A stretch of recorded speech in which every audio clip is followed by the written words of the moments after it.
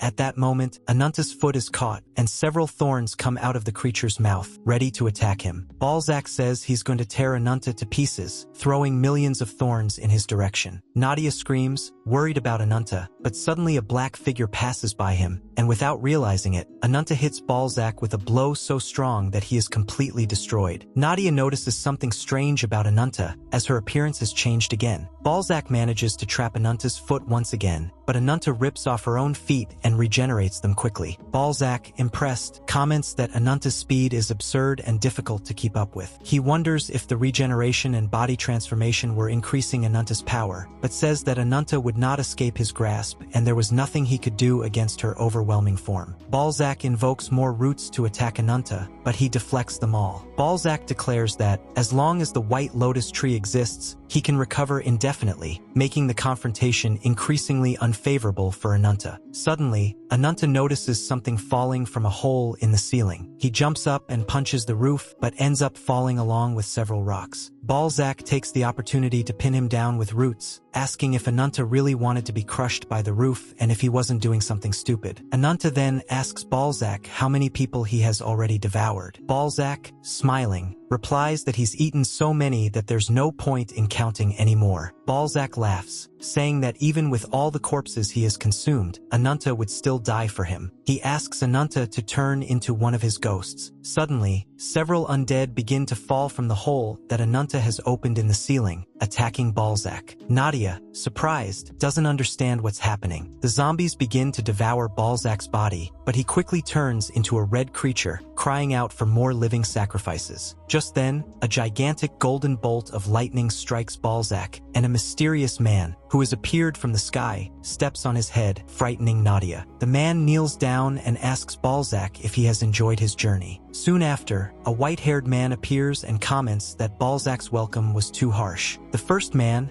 called Bon, says that he is always at his disposal and reveals that the white-haired man is Guyo, the true incarnation of the Shining Wings, the one Ananta was looking for. The scene changes to Whitefoot, who is with the little lizard Ruby. She comments that, according to the latest information, a space crack was seen over the White Lotus tree, and that Ananta was still in the temple fighting the enemy. The fact that a man had appeared to help confirmed that the true incarnation of the Shining Wings was in the city. Nadia's heart begins to race. The white-haired man's name is Guyo. Balzac, still wounded, asks why Guyo was there. Guyo replies, asking if Balzac has forgotten him. Balzac, surprised, says that he could never forget his former master, the one who tore the wings off his faithful servant. Guyo explains that he took Balzac's wings as punishment for preaching a false salvation. Bon binds Balzac's neck, leaving only the trunk of his body. Guyo declares that wings, since the beginning of time, were a guarantee granted to those who ascended to heaven. Balzac, scornful, says that these words are meaningless, since he sacrificed thousands of lives to create a monstrous body and recover his wings, no matter what the means. Guyo, irritated, calls Balzac an idiot, saying that his ambition was insignificant. Guyo then touches Balzac's body, which turns into golden dust, leaving only a twig. In the middle of all those bodies, Ananta was hiding, just waiting for an opening. He has a flashback of Guyo talking about his dream of finding a horizon in an unknown world, connecting the earth and the gods. Guyo says that one day he will make this dream come true and will never give up, even if it means turning all the people in the world into his enemies. The scene then switches to a burning village, where a mysterious girl warns Ananta to be very careful. We then see a completely charred body. Remembering all this, Ananta feels enormous anger. Bon then comments that the only credible name on the White Lotus tree is the name of the tree itself, and that he believes that, this time, it had nothing to do with his wishes. Guyo then adds that it only combines the power of a few things with that of the sacred tree, but that it's a shameful imitation, especially compared to the world tree. In addition, Guyo looks at Nadia and mentions that he had forgotten such an interesting connection with her. Just then, Ananta emerges from the pile of corpses and prepares to attack Guyo with her claws. However, Bon defends Guyo at the last moment. Ananta then says that he's finally seeing the bastard Guyo again and sets out to attack him without hesitation, but Bon lands a punch so hard that it takes Ananta's head off, demanding that he reveal his name. Even so, Ananta only roars in an animalistic manner. The fight between Ananta and Bon continues to be brutal, with Ananta increasingly out of his mind, in a state of total insanity. Ananta, furious, shouts that he will tear everyone around him apart, and his body begins to transform, leaving everyone amazed at his new form. Guyo observes the transformation and comments that Ananta's new face is pleasant. He also mentions that this was the black dragon, known as Azidaraka. The scene changes again, and Ananta is in a desert, wondering where he is and how he got there. He realizes that he doesn't have a good impression of the place and that he needs to leave as soon as possible, but he doesn't know where to go. Just then, a gigantic dragon appears behind him, telling Ananta to remember the person who took everything from him. Ananta realizes that the dragon is Azidaraka. The dragon then says, "Cursed mortal, let your body cry in anger and pain forever." Back in battle, Ananta starts attacking everyone around him, and his first target is Bon. Bon asks if Ananta has lost consciousness and comments that the sight of Ananta raging was unpleasant. Ananta conjures fire and throws it towards Bon, creating a huge explosion. Gyu-yo, watching, admits that although Bon is his enemy, he must recognize that Bon was brave to stand his ground, even at the risk of turning to ash. Bon realizes that he can't wait for everyone to regroup and decides that he has to kill Gyu-yo right then and there. He steps forward to attack him, but suddenly a gigantic cut appears on his chest, without him realizing what hit him. Gyu-yo orders Bon to die, and after a bolt of white lightning passes through Bon's body, Gyu-yo approaches Nadia, commenting that she was shaking with fear. He says that her look was very different from his previous version, and Nadia remembers that she had met Gyu-yo before. Gyu-yo explains that, from the resonance of the branch, Nadia was also a chosen vessel. Nadia, confused, asks what he means by branch. Gyu-yo replies that the branch is a miraculous product that reduces the barriers of incarnations and strengthens their transcendental powers, and that this is his wish for the horizon of the world. Suddenly, a huge explosion of lightning occurs in front of him. Gyu-yo comments on his brother, who was created from countless lives, but was locked in a cage. The fight between Ananta and her opponents continues to be intense. Ananta flies out through the hole in the ceiling, and the boy Zis, who was watching, is worried about what might happen. Gyu-yo touches Zis' head, reassuring him not to be afraid. Ananta conjures up a giant ball of fire, called the Heavenly Fire Jade, and throws it towards them. Gyu-yo, annoyed, asks who Ananta thinks he is to look at him like that and declares that there is no place for Ananta in heaven. He then launches a powerful attack, hitting Ananta squarely, which leaves Ruby extremely worried about the outcome. Whitefoot, observing, comments that after the battle at the White Lotus Tree, it was confirmed that the tree had died and that the incarnation of the Shining Wings had lost its power. She also mentions that the incarnation of Vengeance had been defeated. The scene changes again, showing Ruby running away from some hyenas or wolves. Just as Ruby was about to be devoured, an axe hits one of the animals on the head, revealing that it was Ananta who threw the axe, while she was still a child. After saving Ruby, Ananta and the little lizard sit down in front of a rock. Ananta asks why the little red lizard kept following him. Ananta noticed that Ruby didn't seem to have anything to eat, but he still tried to throw him out, as he didn't want anyone following him. However, at that moment, Ruby got angry and launched a blast of fire close to Ananta's face. Suddenly, a gigantic shadow covers their vision and a monstrous creature appears behind it. Both Ananta and Ruby start running desperately. Ananta jumps off a stone mountain and, on landing, sees a mysterious, completely hooded figure sitting on the ground. Noticing that the creature was still following them, Ananta put Ruby down and said that he was ready to face the monster, showing the true power of a descendant of the Black Dragon. Just then, the mysterious man stands up and takes off his hood, revealing himself to be Gyu-yo. Just by looking at Gyu-yo, the creature goes into shock and runs away. Gyu-yo then asks Ananta if he's alright, and Ananta reflects that meeting Gyu-yo that day completely changed his life in a drastic way. The scene shifts to a village, where the inhabitants comment that Ananta has returned. One of them asks where the young man has been all this time and, furthermore, who is the man standing next to him. Suddenly, a girl shouts at Ananta, asking where he has been and why it has taken him so long to come back, complaining that he has gone alone into the territory of the mystical creatures again. She worries, saying that if something bad had happened, what would he do? And besides, where did he get that strange animal that was on his head? Ananta replies that he didn't catch the animal. In fact, Ruby was following him on his own. The girl then asks who the man next to him was. Ananta introduces the girl, saying that her name is Sheeta, his sister. Suddenly, Sheeta starts spitting blood, and Ananta, worried about her health, tells her she shouldn't exert herself so much and asks her to go and rest. Meanwhile, Gyu-yo watches the scene with a puzzled look on his face. They enter a teepee, the traditional indigenous houses, and the village chief comments that it is rare for them to receive visitors from outside. He thanks Gyu-yo for helping one of the village members and invites him to eat and rest as much as he likes. Gyu-yo thanks him for his hospitality. During the meal, Ruby watches Gyu-yo with a mixture of anger and fear. The chief then tells Ananta that he will be Gyu-yo's guide while he is in the village. Ananta, annoyed, asks why he would have to do this, and a man scolds him for being rude to the chief. The chief asks Gyu-yo what he has come to do in such a wild and treacherous region. Gyu-yo replies that he is an explorer and that he is conducting research into the customs and incarnations of the regions. The chief, curious, asks what the incarnations are, and Gyu-yo opens a map,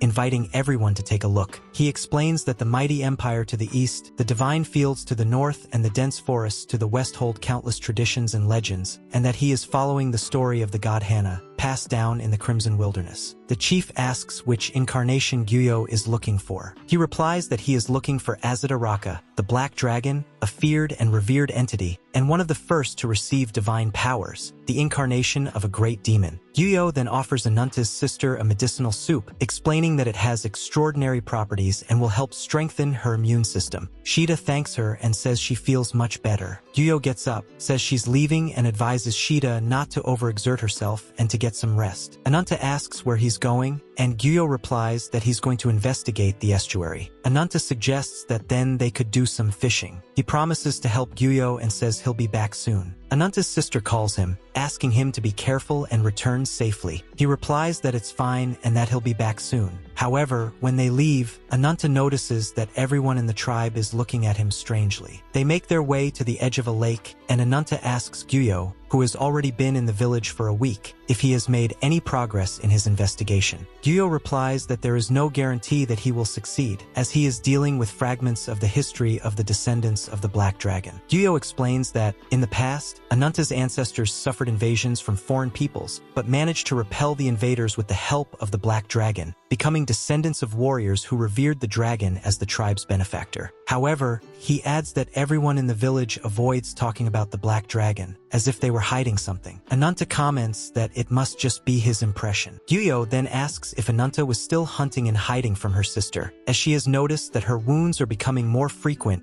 and fears that her sister will find out at some point. Ananta asks Gyo to keep this a secret, as he doesn't want to worry her. He explains that winter is coming, so he needs to hunt as much as possible while there is still prey. Ananta remembers that his parents died of an illness when he was still a baby, which is why his sister is so protective, always sacrificing herself to look after him, often neglecting her own health. That's why he feels a responsibility to make sure they have enough supplies for the winter. Gyo asks if this isn't too much of a burden for Ananta, but he replies that not at all, as he's doing it for his family. Ananta changes the subject and asks why Gyo is investigating the first incarnations. Gyo reveals that he is looking for the divine treasure, which is the source of the divine power of the 6 incarnations. This power transcends the laws and understanding of the human world, and whoever manages to get their hands on it will become someone capable of seeing beyond this world. Ananta then mentions an ancient scale, which surprises Gyo. Curious, Gyo asks what he's talking about, and Ananta realizes he's said something he shouldn't have. With no way out, he tells her that he heard a story from his sister when he was very young. They say that after defeating the invaders, the Black Dragon, consumed by rage, continued its destruction until it turned the Crimson Desert into ashes. To contain it, the dragon entrusted one of its scales to Ananta's ancestors and went into a deep sleep after extracting its power. Ananta explains that since then, her ancestors have been worshipping the dragon in the temple they built, located in Dragon Gorge. Elite warriors from the village have been assigned to protect the site and the Black Dragon scale from malicious people. When Gyo tries to say something, Ananta interrupts him, saying that this matter is beyond his limits, and that not even Gyo should get involved. Ananta then says that since the village chief has allowed Gyo to stay as long as he wants, he will guide him wherever he wishes. Gyo agrees and mentions that there is a specific place he would like to visit. The scene changes, and Ananta puts Ruby on his shoulder, telling the little lizard to hold on tight, since they've come a good distance. Gyo then shares with Ananta that he has a dream that goes beyond this world, the search for the horizon that will connect the divine realms. He says that until this dream becomes a reality, he won't give up, even if it means turning the whole world into his enemy. Ananta, intrigued, asks what Gyo means by that. Gyo then asks Ananta if he has ever wondered about the real cause of his sister's illness. He reveals that her illness is actually caused by the curse of the Black Dragon. Ananta was extremely surprised by what Gyo said and asked what he meant by that. Gyo then began to explain how much Ananta knew about the Black Dragon called Azidahaka, the servant of the demon god and master of curses and death. Gyo stated that Azidahaka was an incarnation who served a demonic god, and questioned how it was possible for a dragon to give a divine treasure to a mere tribe. He went on to say that the Black Dragon used the tribe to continue spreading the demon god's curse and transmitting divine revelations. Ruby, Ananta's lizard, clearly didn't like the subject. Gyuyo approached Ananta and explained that the reason for his parents' death and his sister's illness was related to the Black Dragon's curse. Ananta was shocked, wondering how Gyuyo had blamed the Black Dragon so easily. The scene then shifts to Ananta's sister, who wakes up in the night. She gets up, worried, asking where Ananta was walking at that time, as it was very cold, fearing that he might catch a cold. The story moves on to the place where the Black Dragon scale was kept. The soldiers there hear a strange noise and wonder who could be there. Just then, Gyuyo appears. The guards order him to stop immediately, as unauthorized individuals are not allowed in there. However, Gyuyo remains motionless, with a disturbed expression. One of the guards advances against him, but Gyuyo, with a single movement, blocks the attack and lands a kick that knocks out the guard. Soon after, he defeats the other guard with ease, telling Ananta that he could leave now. Ananta was impressed by Gyuyo's strength, observing how he defeated the elite members of the tribe in an instant. Gyuyo asks Ananta to hurry before dawn, so that they can finish everything quickly. They enter a dungeon, and Ananta comments that they have finally arrived. The flower Ananta was holding begins to glow brightly, and he asks Gyuyo what's going on. Suddenly, Gyuyo starts laughing. Confused, Ananta doesn't understand what's going on. Gyuyo says there's no need to be afraid, because everything was going according to his plan. He opens a stone box and a bright golden light comes out of it. Gyuyo explains that this was the final report, revealing the reverse scale. He thanks Ananta deeply for her dedication, saying that everything was happening thanks to him. Desperate, Ananta asks if, by following Gyuyo's instructions, his sister's illness could be cured, and if he could really trust him. Gyuyo touches Ananta's arm and mockingly says that humans are fools, and that now was the time to face the consequences of their choices. Gyuyo then grabs Ananta's wrists. Desperate, Ananta asks what Gyuyo is doing. Suddenly, the flower interacts with the scale, and an immense light begins to shine. The light was so intense that even Ananta's sister in the tribe could see it from afar. She wondered if it was the dragon's throat. At that moment, the ground begins to shake. The scene shows Azidahaka's eye opening. The black dragon awakens and bursts out of the ground, smashing everything in its path as it flies. The tribe's people are perplexed, unable to understand what is happening. Many think it's an earthquake, but then they look up into the sky and see the dragon flying away. Azidahaka, the black dragon, wonders what was going on and who the fool was who dared to defy the power of the gods. The scene returns to where Ananta was. Ananta was completely destroyed. Ruby, in despair, wept at the sight of his friend's condition. When the scene switched to Ananta, we saw that he had lost both arms. Despite his serious injuries, he was still conscious. He watched as Gyuyo, now transformed, finally got what he wanted. Gyuyo, with a victorious smile, held the staff with a flower and said that this was the miracle that would change the horizon of the world. Gyuyo takes the staff and stabs it into his own chest, right in the middle of his heart. His body begins to undergo an immediate genetic transformation. As the glow of the golden light fades, the black dragon, Azidahaka, arrives on the scene. Azidahaka, furious, asks if Gyuyo understands what it means to have put his hands on the dragon's inverse scales. He then asks the mortal to reveal his name. As he transforms, Gyuyo replies confidently, saying that his name is Gyuyo and that he is the embodiment of wings. Ananta, dying on the floor, tries to understand what is happening. Azidahaka, the black dragon, comments that he can feel the divine revelations embodied in Gyuyo's body, and that it is unbelievable that an ordinary incarnation can bear such power. He asks what Gyuyo has done with the original owners of the revelations. Gyuyo scornfully replies that he killed them all and took the power for himself. At that moment, he attacks the black dragon, saying that although he has separated the divine revelations, Azidahaka's power has visibly weakened. He challenges the spirit of the divine order to face him. The black dragon, imposing, asks Gyuyo to show what he is capable of and prove that he has the skills to defeat him. Gyuyo moves away, but the black dragon chases him, conjuring up several spheres of fire that are thrown in his direction. Gyuyo, however, parries all the attacks. However, when Azidahaka throws slashes with his wings, Gyuyo counters with an even more powerful blow. The two attacks collide, but Gyuyo's power surpasses that of the black dragon, hitting it squarely and causing a huge explosion. The explosion is so intense that even the distant tribe can see the flash. Although seriously wounded, Ananta manages to stay on his knees, watching the black dragon fall from the sky completely defeated. Gyuyo, in his hybrid form, declares that he has conquered the heart of the black dragon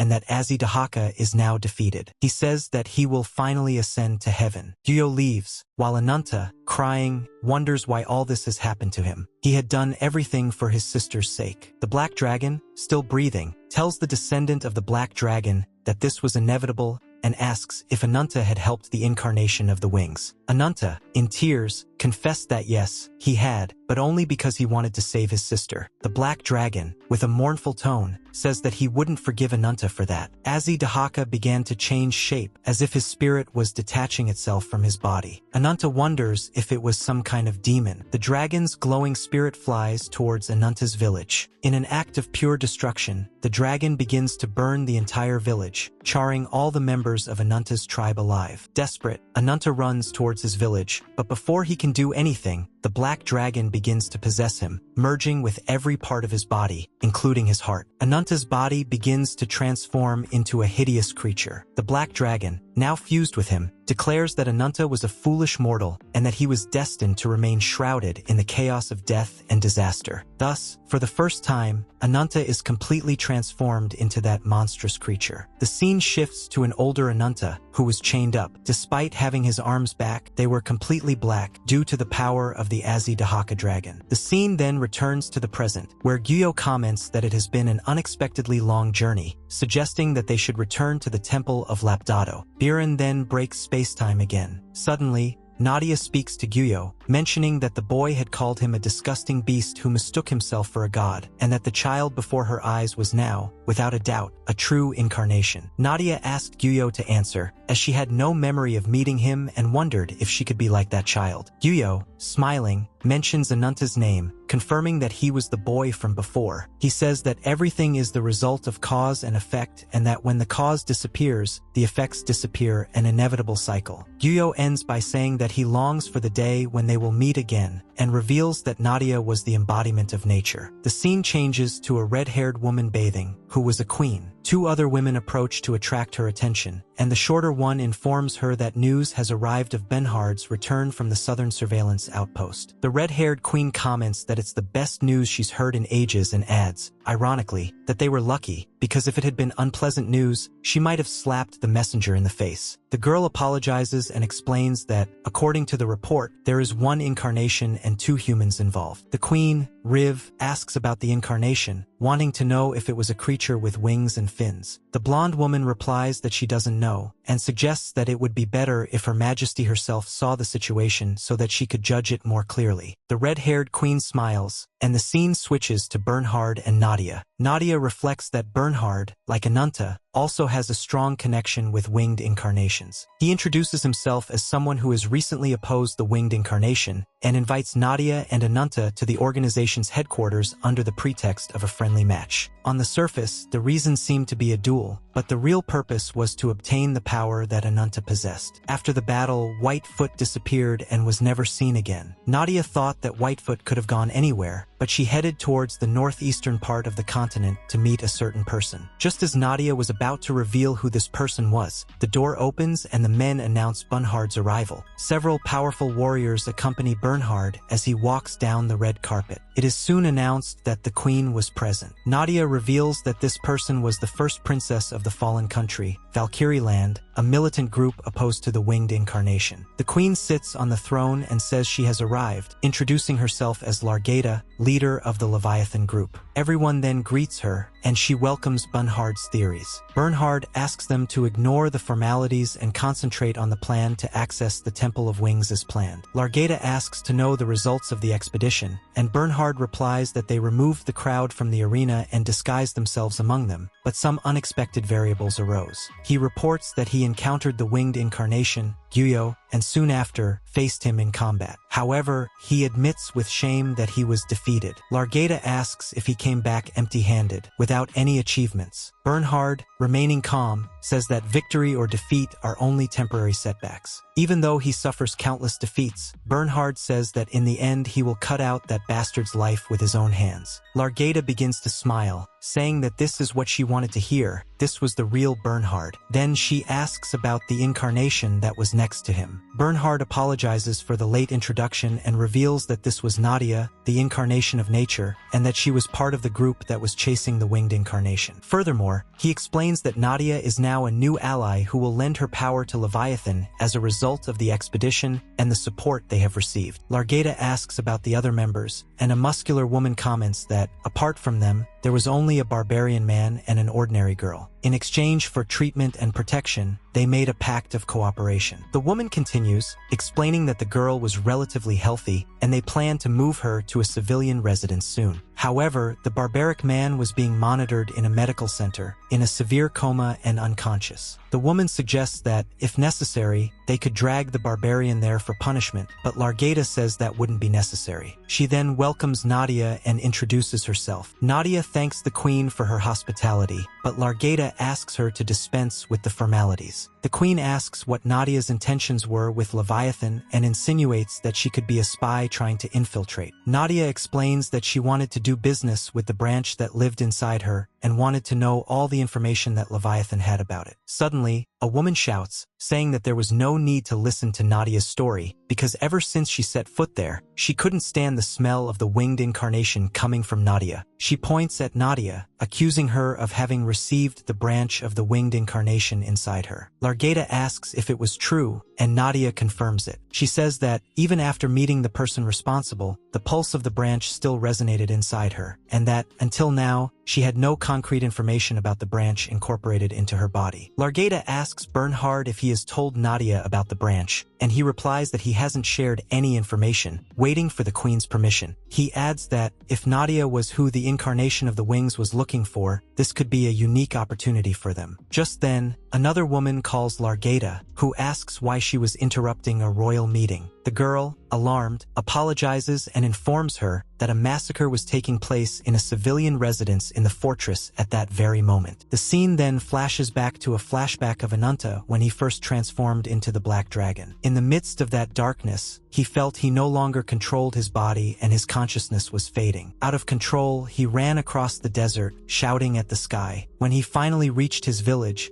he saw that it was on fire. When he returned to human form, he remembered his sister's words, asking him to return home safely. Kneeling in front of a charred body, Ananta realized with horror that it was her sister. Holding her body in his arms, his mind began to crumble. He screamed and cried, swearing that he would kill Gyuyo and that, with his own hands, he would avenge his sister's death. Suddenly, a woman with long rabbit ears appeared in the middle of the flames. The scene returns to the present, and Ananta wakes up crying, confused about where he was. A little girl asks him if he has woken up, and he, still rough and shaken, asks her what she wants. Ananta wonders if the little girl could be an incarnation. He got up, knowing he couldn't waste any more time, as he had to find Gyuyo as soon as possible. Suddenly, he started bleeding from his ears, eyes, nose, and mouth. Ananta realized that he was having trouble breathing, and his vision began to blur. Soon, he fell out of bed, hitting the floor. It was a reaction to using the power of his curse. The little girl happily runs out the door, leaving Ananta alone. Even though he was badly hurt, Ananta got up and left the room, noticing that everyone around him was looking at him strangely. He still didn't understand where he was, but the absence of a sky made him wonder if he was in an underground city. Suddenly, a woman stopped him, saying that he looked very suspicious and was not a member of the civilian residence. She ordered his arrest and warned him that if he resisted, he would be executed immediately. Ananta sighs and prepares for battle, but a mysterious man appears beside her, asking if anyone has seen her son. People call him Lord Owl. Ananta then recognizes the tattoo on the man's hand, remembering the words of a woman with rabbit ears he had met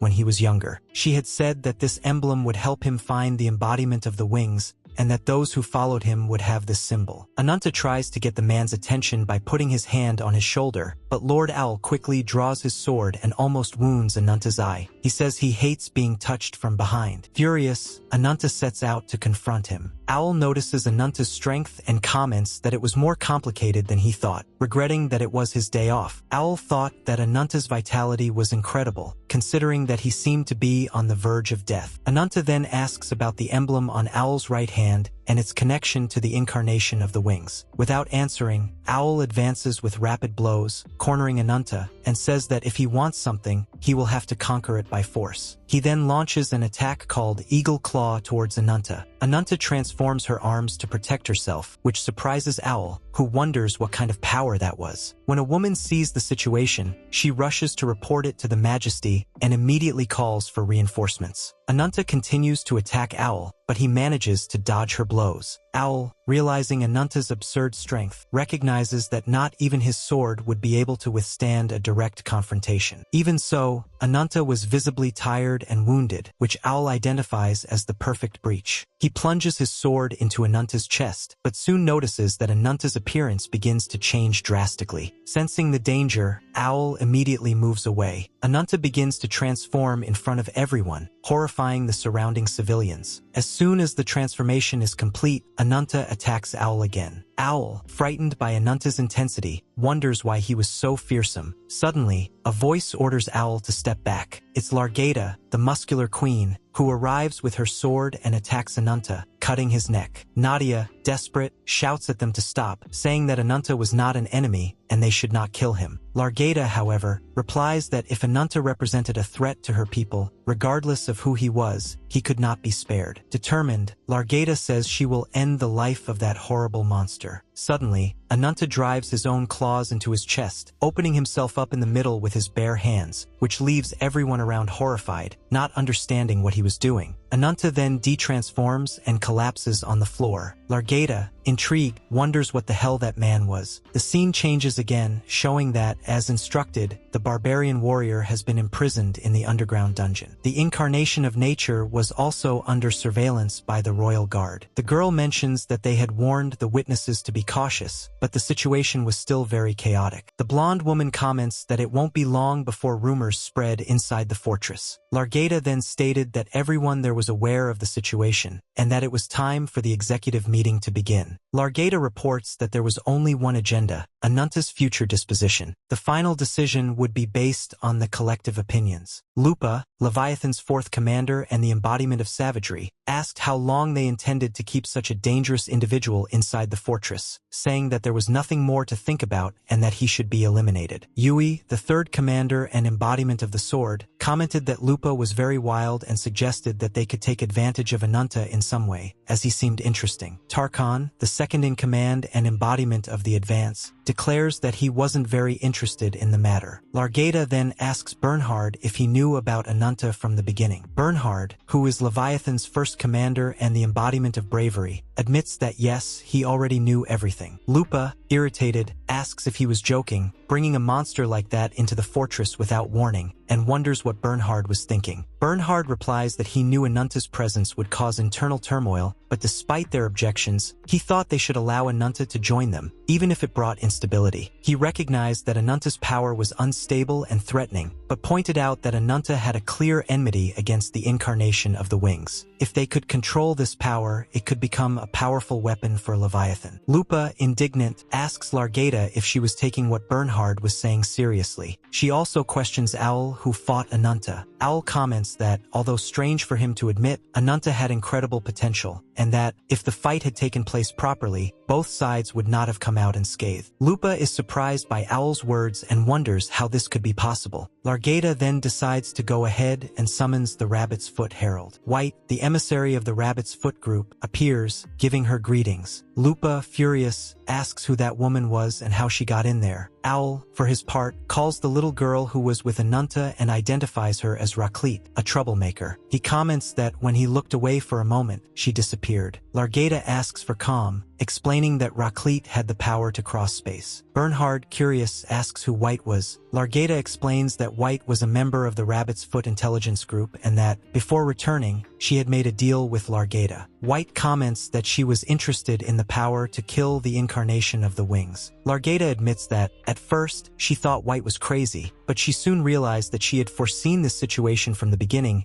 and became very interested in White's proposal. Largata asks White to present the specific conditions for what she wants. White, smiling, comments that Largata is wasting no time and reveals that what she wants is permanent cooperation between Rabbit's Foot and Leviathan. In return, White would offer all of Rabbit's Foot's power to subdue the incarnation of the wings. White says she will provide them with the incarnation of vengeance. Suddenly, a voice intervened, saying that it was pointless and questioning how she dared to hand him over like that. Everyone was surprised by Ananta's presence, who then said that there was no need for cooperation, as this was a personal effort. Ruby, overjoyed to see that Ananta was all right, ran to her friend. Ananta says that he himself will be the one to kill the Winged Incarnation. Lupa, furious, begins to transform and demands to know why the criminal should be locked up, asking what everyone was doing letting him in there. She asks Largata to give her the order to cut Ananta into pieces. Largata, however, asks Lupa to calm down, as he wants to hear Ananta's story. Watching him, Largata comments that he is very interesting, and the scars on his body show the countless battles he has fought, as well as revealing the fierce life that overflows from him. She says that when she witnessed his strength with her own eyes, she was impressed, and he was an incarnation that resembled a human being. White intervenes, explaining that Ananta is the strongest power in the Rabbit's Foot group, but Ananta angrily holds her head and asks since when he became her property, threatening her. Just then, another woman appears, saying that Ananta was defeated by the Winged Incarnation and that he would need allies, as he couldn't do it alone. White agrees, calling the new woman Black, and comments that Ananta seemed unstable, but that his adjustments had been completed. Largata then asks Ananta directly if he could really kill the Winged Incarnation. When White tries to tell Ananta's story, Largata interrupts her, saying that she wasn't interested in Ananta's origin, but in his strength. What mattered was that she had witnessed her ability. Largata says that everyone there has a common goal, to destroy the Winged Incarnation, and that this was Leviathan's central point. Largata goes on to explain that one of Leviathan's members, the prosecutor, had a bloody battle with the incarnation of wings and became the incarnation of the sword after seeking revenge. The clan to which he belonged became extinct due to internal hostilities, but he marked his hand with the pattern of vengeance and didn't hesitate to be accepted as an ally. Largata then notices the endless anger inside Ananta towards the Wing Incarnation and asks for his name. Ananta replies that his name is Ananta,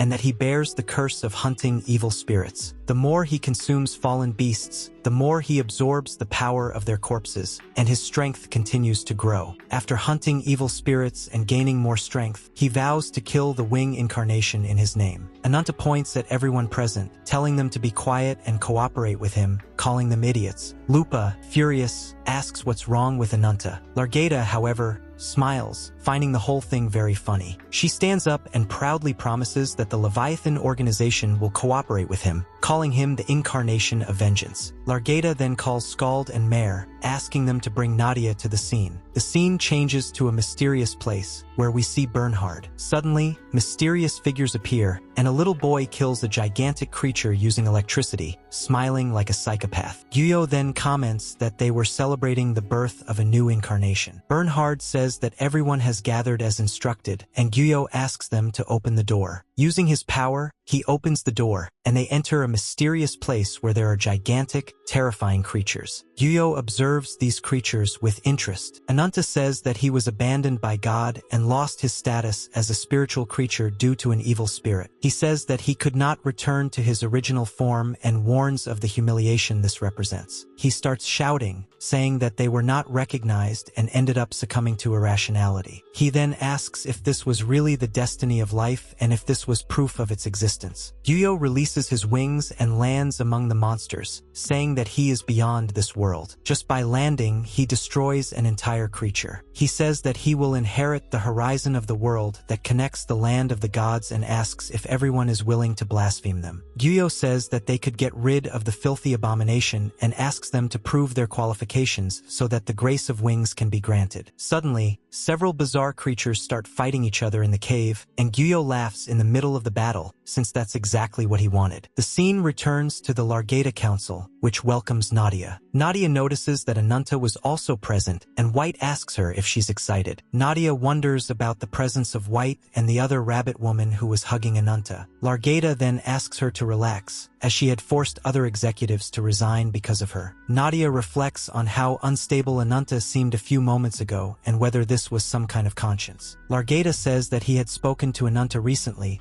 and that now he and Nadia have been officially accepted as members of Leviathan. Ananta asks when he said he would join them. Bernhard replies that it doesn't matter because, even if it was a temporary alliance, they needed Ananta's power to hunt down the Winged Incarnation, and he would also have additional manpower with their help. That would be enough for both of them. Bernhard tells Nadia that collaboration with Leviathan is essential for the answers she seeks. He warns her that the story from now on will be difficult and hopes she is ready to hear the truth about the branch that lives inside her. Largata begins to explain that the branch of the world tree is known as the Grace of Wings, a catalyst for evolution that transforms creatures into incarnations. Nadia asks what this means, and Bernhard explains that Nadia has also been reborn as an incarnation thanks to Gyo. She is a recreation of the Wing Incarnation, and her current appearance is due to the power of the branch, suggesting that her original form could have been an abomination. Nadia is incredulous and wonders why someone with as much power as the Wing Incarnation would use that power on monsters that don't even have an incarnation. Largata explains that the power of the branch can also transform incarnations into evil spirits, as she witnessed when Valkyrie was destroyed. The scene shows Largata at sea during a storm, as she sees the incarnation of Wings and a giant creature coming out of the tower. Valkyrie's guardian has been transformed into an evil spirit by the incarnation of Wings. Ananta comments that she didn't quite understand and, according to the information, Nadia was a follower of Gyo, an evil spirit, but was incapable of killing even an insect. Bernhard says that this is exactly why she is special, and that perhaps she is closer to the horizon of the world that Gyo is looking for. Largata says that his royal family has passed down the legend of the branch from generation to generation. The horizon of the world is a dimensional gap that appears at the birth of the world tree, and the purpose of the incarnation of Wings is to invade the world of the gods through this dimensional gap. Gyo is creating beings who will become saplings of the world tree, but the power of the branch is so great that ordinary creatures cannot resist it. Only a few entities can manipulate this power with stability. Largata says that, with Ananta's help, they will try to subdue the guardian of the royal family, who has been reduced to an evil spirit. She orders the 3rd and 4th military commanders to march towards the land of Passa to build a forward base for their troops and annihilate the evil spirits that have taken over the land. She wishes everyone good luck, and Ananta reflects that Largata was in excellent shape. The scene changes to 3 days ago, when White was talking to Nadia and explaining that they were in the secret fortress of Valkyrie, located in the northeastern part of the continent. She explains that the fortress contains 500 of the Queen's elite soldiers and a small number of mercenaries under Bernhard's command. Thousands of civilians remain under his protection, and the commanders are incarnations with great powers. White mentions that Leviathan is considered the most powerful organization among the resistance forces against the Winged Incarnation, and that now that Ananta has been defeated in Caphis, they will be very useful in reorganizing their forces. Nadia asks if all the contact with Leviathan and the meeting with the Queen were part of White's plan. She replies that it was, but it was unexpected that Nadia hadn't left. Still, the fact that they have a strong ally remains unchanged, and Ananta's power is a double-edged weapon. White explains that although it is possible to draw power and authority by devouring evil spirits, if Ananta doesn't consume these spirits constantly, he will lose control and turn into a monster. Nadia asks about another woman, and White explains that, like her, this woman is a member of the Rabbit's Foot family called Blackfeet. She has the power of hypnosis, which helps control Ananta's rage, but it's a temporary solution, as they need to hunt down evil spirits quickly to end the curse. White asks if Nadia would like to do business with them. Nadia asks what kind of business, and White proposes that she help Ananta subdue the incarnation of Wings. In return, the Rabbit Foot will promise to protect Nadia's personal safety, as she is the owner of the branch that the Wing Incarnation is looking for. White believes that this individual will reveal himself to Nadia at some point. However, Nadia refuses the offer, which surprises White. Nadia explains that she just wants to prevent any more sacrifices, and that she doesn't want to see any more innocent people suffer. Therefore, she cooperates without demanding a price, just to protect these people. White comments that it wasn't exactly a negotiation, but the two shake hands anyway. White then starts talking about future plans, mentioning that Queen Largata will use Ananta's power to conquer the ancient capital of Valkyrie. They have already begun preparations for Operation Fog Bang, a a cursed land ruled by a deity called Alicorn, a sacred unicorn, one of the 6 original incarnations. White explains that the Alicorn was transformed into an evil god after meeting the Winged Incarnation, and that the power of the branches is probably related to this. Ananta appears and sums it up. They want revenge against the beast that destroyed the kingdom. He claims that killing the evil spirit and obtaining information about the branch is a simple task that even a fool would understand. He calls White's information garbage and demands that she guide him to the next hunting ground immediately. White comments that Ananta has an impatient personality and explains that the expedition starts in 3 days. Using his watch, White opens a hole in the wall, revealing an alliance of 2 Leviathan commanders and a total of 100 people on site. Folkvang's coordinates have been verified, and they can leave at any time. Owl then announces that they are leaving and that they are going to run wild. Lupa asks everyone not to die, as it was too early for them to go to Valhalla. Black asks Ananta if he is well and excited. Sighing, he replies that he is very excited and feels that he can kill anyone. Changing scenes, the 2 commanders are already running in the middle of the forest. Lupa warns Owl about something ahead, and suddenly they encounter a fearsome creature. Nadia activates her world tree power and throws a wooden horse in the demon's direction. Meanwhile, the 2 commanders manage to descend successfully. When the creature destroys Nadia's wooden horse, Ananta appears, ready for battle. Ananta lands a direct blow to the creature's head, leaving the commanders impressed by the newcomer's power. They comment that the mission seemed to be more fun than they had thought. The scene then changes to Ananta sitting on the ground, with Black by his side. Black comments that the place received no sunlight and that it was the emblem of the roaring dragon. We then have a flashback of Largata explaining to the 2 commanders. She tells Lupa that she is going to explain the overview of the joint operation between Division 3 and the Folkvang group, which is mainly made up of vast plains, except for the coastal areas in the north. She explains that originally the royal capital was established in the territory of the alicorns and spirit creatures. In the past, Valkyrie was able to fend off internal threats with the help of these creatures, but now all that remains is a large army of monsters, filling the land with death. It is crucial to establish a base on the front line to overcome this, and the 2 individuals take the initiative to establish this point of defense. Owl then asks if it was really necessary to establish a base, since they could simply use the power of the deity known as White Hair or White Feet. The disadvantage in the plan, he points out, lies in the limitations of Whitefoot's abilities, who can only lead the group to the safest location from the designated point. In addition, the advance party can only access the forest area in the Southern Kingdom, making it almost impossible to go beyond without establishing a separate safety zone. This is a very dangerous mission, where safety can only be guaranteed several kilometers away from the kingdom. Lupa, however, replies that her unit and owls are sufficient for the mission. Largata then reaffirms that this is her order as queen, and that a week after the start of the mission, the meeting with Ananta's group in the main camp must be completed. Furthermore, she insists that they all return alive to their companions. The scene returns to Nadia, who asks Ruby to do his job, and he starts setting fire to the bodies. Lupa watches Ananta with Black and is visibly annoyed. Owl then comments that Lupa wasn't being subtle at all, and that, from now on, they are also companions and will all fight together. Lupa, for his part, tells him to shut up and says that comrades is a disrespectful term for those who came before. A true comrade is someone you can trust with your life at any time, and she couldn't accept that someone whose identity they didn't even know should be considered a comrade. Lupa then addresses Ananta, saying that, after just 1 blow, he already looked exhausted. She says that he was weaker than she imagined and that an ally who can't move a muscle without a guardian is surprising. Ananta, impatient, asks her to get to the point. Lupa replies that Largata may be interested in his power, but she has a very different opinion. According to Lupa, Ananta has no control over his own power, and even when defeating enemies, it acts like a time bomb that could explode at any moment. Ananta, furious, gets up and approaches Lupa, saying that he had asked her to say something important. Lupa, scornful, says that this means he shouldn't do anything else and begins to provoke him, cursing him. She asks him to take his things and disappear, threatening to tear him limb from limb if he doesn't back down. Ananta then asks her if she wants to hear his answer and angrily tells her to control her tongue or he'll kill her. Suddenly, a voice asks everyone to calm down. Lupa, confused, wonders what's going on. Just then, Largata and some soldiers appear on the scene. Black looks at Ananta and asks him to transform too. Ananta then asks if she was suggesting that he avoid a fight that she herself started. Lupa activates her abyss hypnosis ability and comments that, regardless of which side, crossing that line was inevitable. Suddenly, Ananta notices something and pushes Black away, who doesn't understand why, but soon a gigantic snake attacks. Owl, alert to the situation, asked 10 soldiers to chase the snake, which was now on the run. Suddenly, horse-like creatures appear, and Nadia, with her power, impales them all, asking everyone to prepare for battle, as the hordes of monsters were coming. She warns everyone to stay focused and get ready. Meanwhile, Lupa and Ananta were hiding behind a tree, with Ananta covering Lupa's mouth while several snakes searched for them. In a flashback, we go back to the moment when the snake had swallowed them both. Ananta explodes the snake from the inside out and holds Lupa's unconscious body. Sometime later, Lupa wakes up and Ananta asks if she has recovered, admitting that she was very skilled. Lupa, still confused, realizes that her clothes are torn and is embarrassed. Ananta then reminds her that they had been swallowed by the snake, but had somehow managed to escape. He wonders if his body is regenerating more slowly than usual, which is preventing him from moving. He suspects that he may have been poisoned by something close to acid. Lupa comments that she was analyzing the situation before she was knocked out. Suddenly, a voice interrupts them and Ananta, grabbing Lupa's wrist, pulls her away while she asks what he's doing. He asks her to shut up. Just then, snakes appear and Ananta realizes that they are surrounded on all sides. He wonders if this is snake territory and questions the discomfort he is feeling. He wondered if they were abominations or spirit creatures. Lupa, for her part, asks if he was planning to fight. Ananta replies that, as she said, he couldn't completely control the curse at that moment and, without Black around, he ran the risk of losing control. However, he also had no intention of being devoured by those creatures, so he poses two options. Either they fight and bear the damage, or they try to escape and join their allies. Lupa then suggests a third option: break through the siege and flee the forest towards their original goal. Lupa, after analyzing the smell around them, realized that a large number of snakes were hunting in the forest. If they tried to fight back, they would be surrounded quickly, and even if they managed to join their colleagues, it would cause many sacrifices. Ananta asks if that was her choice, and she reluctantly asks him to climb on her back. Ananta, surprised, asks why, but she insists that he doesn't talk nonsense. Lupa then transforms into a gigantic wolf and runs off at high speed, devouring the snakes along the way. Ananta comments that she almost drew too much attention to herself, and Lupa replies that they will soon be out of the forest, asking him to wait a while. She also mentions that this would reduce the risk of those monsters. Suddenly, however, Lupa notices something ahead. Ananta notices a mysterious man with a symbol on his chest, who says that no one can pass that way. The man summons several snakes to attack Ananta, who realizes the speed of the creatures and prepares to fight. In order to save Ananta, Lupa bites his arm and throws him away, but ends up being bitten by the snakes. Ananta, furious, transforms to protect Lupa. Almost fainting, Lupa says that this settles her debt, and then faints. Ananta holds her in his arms, determined to protect her. The mysterious man, observing the scene, comments that although Ananta was protecting his colleague, it was all in vain. Ananta, furious, asks him if he wants to be beaten to death. The scene cuts to Owl, who was fighting the monstrous horses and defeating them with ease, with Nadia's help. Owl comments that something was strange, as the monsters didn't seem to want to attack, but to escape from predators. He wondered if this was related to the giant snake that had swallowed Ananta and Lupa. Black then said that there was no time for this kind of discussion, and that they needed to find Ananta as soon as possible before the situation got out of hand. The scene returns to Ananta, who was with Lupa, writhing in pain. The mysterious man comments that all the effort would be useless, since the extreme poison present in his clone was deadly. Even demonic beings would succumb quickly, and without a healer to recover her, the incarnation would surely die. Ananta then lays Lupa's body on the ground, telling her to wait a while, because after dealing with that lizard, he would take her to Black. Ananta then transforms. The man comments that Ananta carries a sinister aura of curse that sticks to his skin, and wonders if he is the same one mentioned in Biren's report. He introduces himself as Izan, the incarnation of cruelty, the enemy of wings. He then summons several snakes to attack Ananta, but with impressive speed, Ananta tears the snakes apart and charges at Izan. The man dodges, impressed by Ananta's speed, but is soon hit by another blow, spitting blood. He smiles, recognizing that Ananta has speed, strength, and agility, but that it still wouldn't be enough to defeat him. Izan then turns into a hideous serpent. Lupa,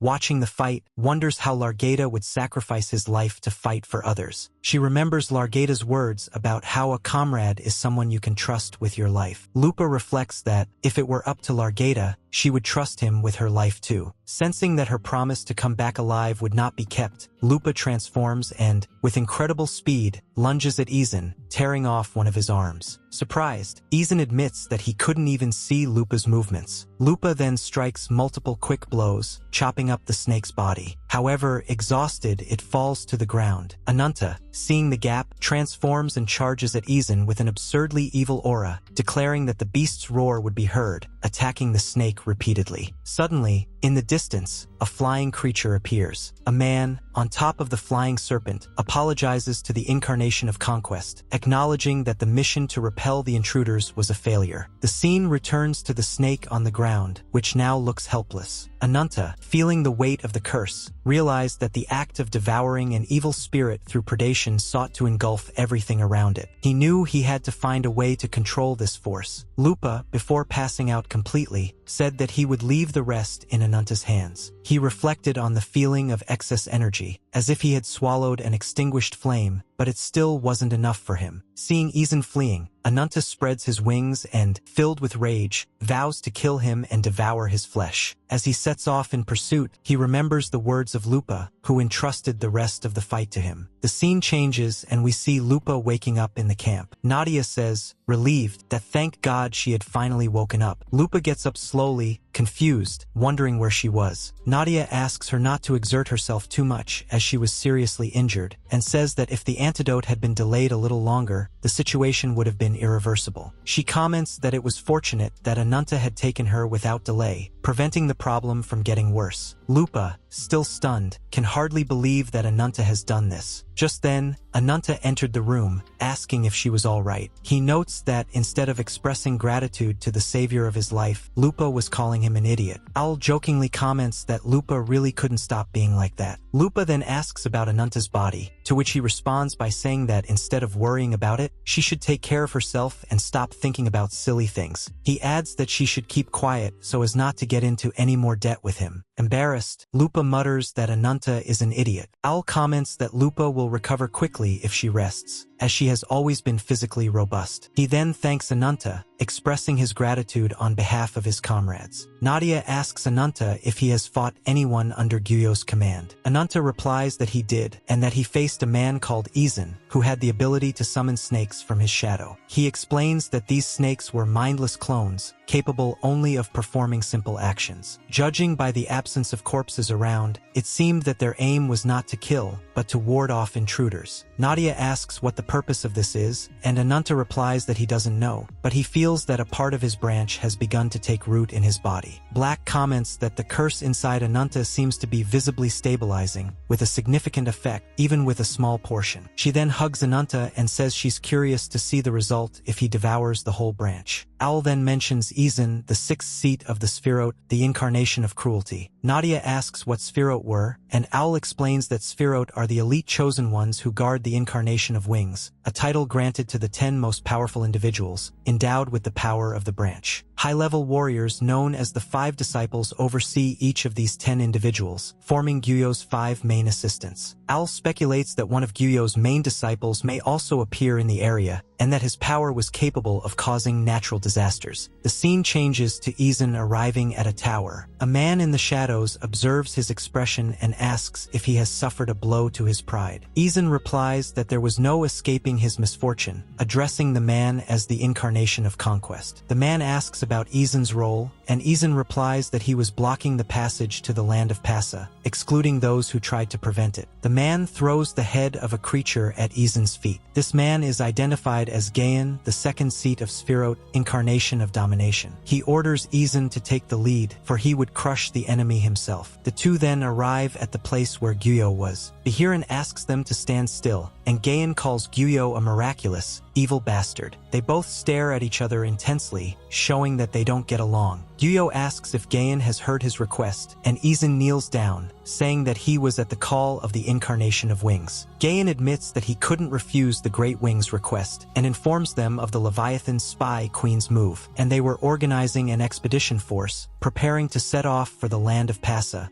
with the aim of confronting the incarnation of divinity. Gyuyo asks if they were planning to follow in the old footsteps left behind, a failed attempt to flourish using an imperfect form of Ramos. He then orders them to discard that failed attempt and retrieve the branches. Izan replies to Gyuyo, saying that if this is his mission, please trust him, as he will personally eradicate the insignificant humans. Behiran asks Izan if he remembers Balzac. Izan asks if he was referring to the primordial seat, number 10. Behiran confirms, saying that the human cursed by the black dragon Azidahaka, the one who defeated Balzac, is now in Leviathan. This individual faced the incarnation of wings and survived. Behiran adds that it would be wise to proceed with caution alongside the incarnation of conquest, as a precaution. Gayan, the incarnation of domination, asks the name of this individual, and they reply that his name is Ananta. It is then mentioned that Gayan, the strongest spear, and Behiran, the strongest shield, form an incomparable pair, being one of Sephiroth's greatest powers. However, both are considered dangerous individuals, as they don't have the slightest loyalty to Gyuyo. Even so, Gyuyo assigned this mission to Gayan. Gayan then asks Izan if he knows what's in his hand. Izan replies that it is a perfect branch incorporated into Wallen's heart and that, compared to what they had, it is really an inferior product. Gayan says that, with that, it seemed that he had already fulfilled Gyuyo's order. He then discards the imperfect branch. Izan asks why he did this, and Gayan replies that he had already told him that he would be the one to defeat the enemy, the demon who rules the land of Passa and his formidable army of demons. Izan is impressed by what he sees and thinks that if Ananta survives against them, he will be a formidable enemy. He concludes that he should prepare a worthy stage to face him. A week later, at Ananta's camp, the preparations were complete. Largata appears and everyone welcomes her warmly. Al comments that he almost died from waiting so long. Largata says she's glad that all the members of the vanguard are unharmed. She then calls Ananta and Nadia, praising them for their hard work. She then calls Scald and Mare, saying that no one should be left behind. A blonde woman then says that the 50 sisters of the queen's personal guard, the squires, have gathered. Ananta asks Largata how she feels about stepping on the soil of her homeland, which has been destroyed. Largata looks thoughtful, but before she can answer, White calls her, asking if she was aware of the current situation. White reports that a huge pillar of light emerged in the direction of the royal capital a week ago, a phenomenon that occurs when the power of a branch is manifested. This signals the appearance of the 6th seat of Sephiroth and the manifestation of the branch's power, which is probably a trap by the enemy. White comments that, even if they tried to use their power in a critical situation, it would take at least 3 days to take effect. She then asks Largata if she really wants to go ahead with the plan. Largata then summons her sisters and declares that they have arrived in the homeland where they were born and raised. She recalls that they lost their land to the incarnation of wings and that they left years ago, but that she made a vow before her comrades who fell before. For the people who live with the pain and sadness of a ruined nation, one day she would return to her homeland. Then Largata declares that she will lead the rebirth of Valkyrie for all of them. When that moment comes, she will cry out before the souls of her fallen compatriots. She says that their sacrifice was not in vain, and all this was possible thanks to the blood and sweat they shed. She asks everyone to fight alongside her, and they all begin to cry out, "Long live our Majesty the Queen!" Their goal was the capital of Folkvang, and they were to sound the trumpet and advance. The route of the expedition is then explained, with the reverse troops at the base of the Southern Front and subjugation expeditions. Black comments that the combatants were spreading out in silence, and that she would like to see Ananta in action, feeling like a watchdog. White replies that there is no need for her to be on the front line now, as Ananta's fury has stabilized. Regardless of the outcome of the expedition, White's power was everyone's lifeline, and her protection was a top priority for the Queen. Black then asks his sister what she thinks of the situation and whether she believes the Queen's expedition will be successful. White admits that she doesn't know and that, however good the results, they won't make any difference. She only hopes that Ananta will become much stronger, even if everyone else is exterminated. The soldiers begin to fight the snakes, eliminating many of them. Largata asks everyone to continue forward and to concentrate their attack on the right flank. Ananta asks Ruby to use his power, and he chars all the snakes. Ananta thinks he won't even have to fight for a while. Marching through the enemy encirclement, he questions Largata's confidence in the power of his subordinates, considering it outrageous. Largata realizes that the clones of the Incarnation of Faith haven't reported everything, and that her soldiers have undergone rigorous training to overcome these adversities. However, she wonders why the alicorns and the army of monsters have not yet appeared in the lands of Passa. A blonde girl warns Largata, pointing to the watchtower. Izan welcomes them, saying that they are ruthless for denying the divinity of the incarnation of wings. He promises to watch the misery they will all face. One of the girls tries to attack him with an arrow, but he easily holds her off with one hand, mocking the situation. He says that his words are just a distraction from an old man's anger. Suddenly, a flying snake arrives carrying something. Largata wonders what that pile of meat is. The ropes holding the pile disappear and Largata, in desperation, orders everyone to maintain the defensive formation. The snake throws the pile of meat to the ground, but nothing happens. Confused, Largata watches as a creature begins to emerge from the pile of meat. Largata, frightened, wonders if it is an alicorn. The creature begins to speak in an incomprehensible language, and Largata orders everyone to avoid the attack. Suddenly, the creature opens its mouth and an eye pops out. The mound of flesh begins to consume both the soldiers and the snakes around them. A blonde woman tries to stop it from reaching the soldiers, but Largata orders everyone to move away and avoid touching the creature. Then, from the middle of the pile of meat, a horn with several eyes emerges. A unicorn-like being emerges from the meat. Izan declares that the old man will never look down on them again. Ananta asks the alicorn to show the difference in power between them, saying that the disparity is devastating. Alicorn starts to run towards them, but Ananta, already transformed, manages to stop him. At that moment, Owl jumps up and uses his bird of prey claws, while Lupa activates the blood stigma. Largata tells Alicorn not to worry, as she will take care of him herself as a friend's duty. Ananta fights fiercely against the Alicorn, which throws him up into the air and creates an attack called the Black Hole, almost sucking Ananta in completely. Lupa is worried to see that part of Ananta's body has been sucked away. Suddenly, a creature with several tentacles attacks Owl and Lupa, but just as they try to counterattack, a green liquid is thrown in their direction. Owl manages to save Lupa, but his arm is hit. Izan declares that that abominable woman has stolen his right arm, and that now he will tear her apart with his bare hands. The flying snake starts shooting acid, and Owl comments that things aren't going according to plan. When the acid almost hits Owl, Lupa transforms and saves him. A little girl then shoots an arrow at the flying snake, knocking it down. She asks the wind spirit to pierce her enemies. The blonde woman orders the 3rd and 4th armies to support each military commander, and they all go on the attack. Izan transforms himself, claiming that those humans are trivial. Lupa and Owl approach to confront him, and Lupa teases him, asking where his right arm is. Enraged, Izan lunges at Lupa, but Owl conjures up an attack, landing a blow on Izan's arm. However, his sword breaks. Lupa comments that they need reinforcements and asks where Ananta is. When she looks down, she sees that Ananta is seriously injured. Nadia says that the wound is serious and that he needs immediate treatment, but Ananta is unconscious. At that moment, the alicorn throws Largata away. The blonde woman orders everyone to form a defense to protect the queen, but they are easily taken down, as the alicorn is much stronger. Seeing a gap, Largata hits the alicorn with a powerful blow. Largata, determined, removes her eye patch and conjures up the Fragorak attack, unleashing a devastating power that chars the alicorn, leaving only a humanoid figure amidst the remains of flesh. Largata approaches and laments that the image she once wished for in the past can no longer be found. She calls the creature friend and asks it to rest in peace. Suddenly, however, the skeletal creature says, "Princess Largata," leaving her completely surprised. We then have a flashback of Largata and his friends, where a little girl says it's too dangerous and asks her to come down, but Largata calls her a coward. That figure, which had once been the beautiful alicorn, had now turned into something very fearsome. He then asks Largata, the princess, how she managed to get to such a dangerous place. Largata replies that he needn't worry, because she can't be afraid of heights, as she is always above people, and the alicorn has always been by her side. He encourages her to become a great queen and promises that he will always be with her. However, the beautiful figure he once was has now become monstrous. Back in the present, the grotesque-looking creature says, "Princess Largata, what's going on?" Largata wonders if he has regained consciousness. The creature continues, recognizing Largata. We then have a flashback in which Guyo, formerly Gua, massacres everyone on the battlefield, except the alicorn, Largata and his soldiers try to attack him, but Gyuyo, with a single blow, kills all the soldiers and gouges out one of Largata's eyes. Back in the present, Largata asks the alicorn to wait, but he replies that everyone is bound and it's time to come back to life. Suddenly, Nadia grabs Largata and pulls her away. The alicorn begins to transform into an even more bizarre creature. Meanwhile, Ruby approaches Ananta's destroyed body. Seeing Ananta's devastated state, Ruby sighs and sets fire to her own body, creating a suit of fire armor. Nadia suggests to Largata that it would be better to take care of the wounded and withdraw, but Largata says she can't because she was so frightened that she acted impulsively. She explains that the alicorn has reached its limit and asks Nadia to join forces and defeat it with one final blow. Suddenly, Ananta, already transformed, shouts for everyone to get out of there because he doesn't want to turn them into ashes. Largata, impressed by Ananta's new appearance, believes that this could be the manifestation of a spirit of the flames, similar to Mare. Ananta conjures a sphere of fire and throws it towards the shadowy creature, which creates another black hole to defend itself. The two attacks collide, causing a gigantic explosion. Ananta then attacks the creature, which tries to protect itself by creating thorns. Ananta declares that the creature was a victim of the incarnation of Wings, just like him, and accuses it of choosing an ugly and cowardly life out of fear of death. He attacks with full force, charring the creature and leaving only a skeleton. Nadia uses the power of Yggdrasil to trap the skeleton, while Largata, carrying her full power, prepares for a final attack. She reflects on her order as Queen of Valkyrie and, as tears fall, launches a devastating attack that crosses the sky. The black cloud is shattered and the alicorn disintegrates, allowing the sun to shine again over the dark land. The alicorn, in his last moments, thinks about how the sunlight has always been by his side and how he has always wanted to protect Largata, his old friend and queen. He bids Largata a final farewell. Largata, also crying, mourns the loss of her friend. Ananta, still perplexed, asks Ruby what he has done and what power he has used. Meanwhile, Largata falls to his knees, and Nadia offers her condolences for everything that has happened. Largata then says that it's normal to honor the dead, but that they don't have time to shed tears. They need to keep moving forward so that their deaths are not in vain. Lup holds Aishin, all bruised up, and asks him if he realizes how much blood has been shed because of him. She says he shouldn't even think about dying in peace. Aishin doesn't answer, he just starts laughing in her face. Irritated, Lup asks what he finds so funny. Aishin replies that it would be better to die in peace on the stage he had prepared. Owl then tells Lupa that it's not over yet, pointing to the figure of a mysterious man approaching. This man was Garan. He rushes at an absurd speed through the tower, but Ananta was already ready and lands a direct punch to Garan's face. Ananta thinks about what was said earlier about the Spherote, the elites carefully selected to protect the incarnation of Wings, and that only 10 of the most powerful are chosen to receive the power of the branches. The 5 highest are called the 5 Confidants, the main advisors to the incarnation. Owl comments that the fact that Aishin has appeared is a sign that one of Gyuyo's 5 Confidants must be nearby. He thinks that these abilities are comparable to Bahiran's. Garan, now in front of Ananta, says that he has saved himself the trouble of having to look for him and suggests that they start the fight, as he will crush him. The two then start a fierce battle. Ananta comments that Garan is ridiculously strong, while Garan realizes that Ananta has very high regeneration. Garan punches Ananta in the stomach, knocking him away. Ananta asks Ruby to activate his blow, and he undergoes a new transformation, preparing a powerful attack. Largata observes that Ananta has clearly surpassed the realm of an incarnation. Ananta's attack was so powerful that it resounded throughout the field, reaching Nadia and Largata, who were protected by the power of Yggdrasil summoned by Nadia. After the attack, Nadia wonders if it was enough to kill Garan. Ananta, however, realizes that Garan is still alive and calls him a monster. Garan, now in his burnt clothes, displays tattoo-like symbols on his body and recognizes Ananta as a worthy opponent. Ananta thanks Ruby for his good work and says that the fight is now entirely his. Garan transforms, looking like a real giant armadillo, and declares that he won't acknowledge victory until Ananta falls. The two fight again, and Garan pushes Ananta backwards, activating a meteoric attack that opens a hole in Ananta's chest. However, Ananta quickly regenerates and begins to dodge Garan's blows. Ananta lands a few punches, but realizes he's failing to do any damage. Garan then grabs Ananta's wrist and throws him away again. Largata, watching the fight, reflects on the essence of Ananta, who fights like a true immortal. In addition to his regenerative power given by the curse, he possesses a strong mentality that doesn't fear pain. Largata sees in Ananta a form of self-destructive fighting, an essence of fighting spirit and tenacity, likening him to an armor of blood and iron that never gives up. Nadia then calls Largata and shows her a lower branch, something Largata can hardly believe. Gayan comments that, just as a good fortress never collapses, there are always gaps in any structure. Lupa calls for Ananta, saying that they were safe. Ananta realizes that they have captured Aishin. Without thinking twice, he decides to devour Aishin, while wondering if Gayan is just watching. However, it was too late, as Ananta had already devoured Aishin. At that moment, the branch that had been broken regenerates, and Ananta undergoes an impressive transformation, stealing all the powers that Aishin possessed. Ananta then declares that the second round is about to begin. Owl wonders if that was the true power of predation, while Gayan is impressed and comments that Ananta really did steal Aishin's powers. Gayan then turns into a ball and advances towards Ananta, who summons a gigantic serpent to try and stop him. However, the snake is easily destroyed. Ananta uses his snakes to drive Owl and Lupa away, asking them to take care of the survivors and get out of there as quickly as possible. He then grabs Gayan with his hands, but Gayan jumps up and demands that Ananta kneel before him. Ananta, for her part, replies that she would never do that, summoning all her serpents to bind Gayan's limbs. Ananta asks what Gayan is looking at and says that you should never take your eyes off a fight for your life. Ananta's design in this new form is described as angelic. Gayan comments that it brings back unpleasant memories. Ananta then lands a direct blow to Gayan's face, and we get a flashback of Gayan killing a giant boar, while saying that no one was worthy of challenging him. Just then, a giant man appears, asking him if he was the rumored monster. This man was Kaiman from the Second Spheroid headquarters, the Incarnation of Destruction. Gayan attacks Kaiman, but is defeated with just one punch. Kaiman wonders if he killed him, since his orders were to capture him alive, but realizes that Gayan wasn't even affected by the blow. Kaiman turns into a kind of crocodile and says that Gayan is just a small fish, asking if he has realized the difference in strength yet. 3 days later, Gyuyo appears, surprised that Gayan has defeated the giant crocodile. Gyuyo comments that he never thought it would happen, and that Gayan really is impressive. Gayan asks if Gyuyo is the incarnation of wings, and Gyuyo confirms, asking his name. Gayan replies and Gyuyo names him as the one chosen by the heavens. However, the crocodile wakes up and almost devours Gayan, but he destroys him with a single punch. Gayan then reflects that, for the first time, he has met an opponent worthy of his strength. He has defeated an extremely powerful creature with his strength alone, and this has given his life meaning. He declares himself the incarnation of conquest. Gyuyo, impressed, says that he likes Gayan and that the pinnacle of the world he must overcome is right in front of him. Gyuyo introduces himself as the incarnation of wings, the only one appointed by heaven. At that moment, Gayan turns and says that Gyuyo is the opponent he would risk everything to defeat. Gyuyo manages to immobilize Gayan with ease and asks him to admit defeat and serve him. If he accepts, he will be able to see the world beside him and the horizon that unfolds with the call of heaven. Gayan asks if any fighter has ever lost a battle without leaving scars. Gyuyo replies that, as he wishes, he will engrave the defeat on his body, marking a scar on Gayan's eye, and asks him to engrave this wound on his soul as well. Impresses everyone. Suddenly, Gayan undergoes a transformation, shouting that his iron-blooded body, which has never been hurt, is his greatest pride. Ananta wonders if this is the true power of a branch. Gayan declares that, after killing Ananta, he will once again challenge the incarnation of wings. He transforms, becoming gigantic and white, stating that, in this battle, they will decide who will face the one who stands at the pinnacle of the world. Ananta, not caring, comments that Gayan is making all this fuss over a scratch, and that if he isn't prepared to face complete destruction, he shouldn't be there. Ananta says that Gayan is just a warm-up for his real fight against Gyuyo,